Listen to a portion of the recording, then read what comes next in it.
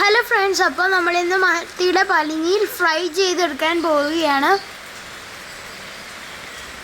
അതിനായി 1 table spoon മുളക് പൊടി, 1/4 ടേബിൾ സ്പൂൺ മഞ്ഞൾപ്പൊടി, 1 നുള്ള് കുരുമുളക് പൊടി,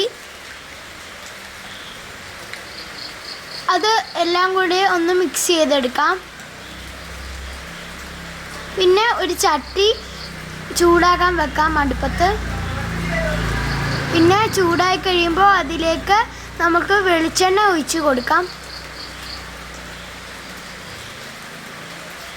അതിനുശേഷം ഒരു 1-2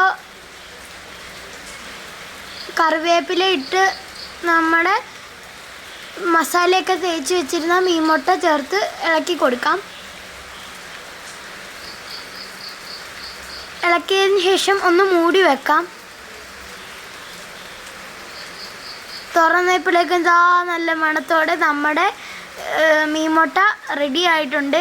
ഇനി ഇത് നമുക്ക് ചോറിൻ്റെ കൂടെ ഇത് മാത്രം കൂട്ടിയാൽ മതി. അടിപൊളി ടേസ്റ്റാണ്. പിന്നെ ഇതിൻ്റെ ബാക്കി വരുന്ന എണ്ണ കൂടെ ഒഴിച്ച് ചോറ് തിന്നാൽ നമുക്ക് അത് മാത്രം മതി. മെയിൻ കറി പോലെയാണ്. അതുകൊണ്ട് ഒരു പാത്രത്തിലേക്ക് സർവ് ചെയ്യാം. കുറച്ച് ഉപ്പ് ഇട്ട് മിക്സ് ചെയ്ത് കൊടുക്കാം. Thank you for watching.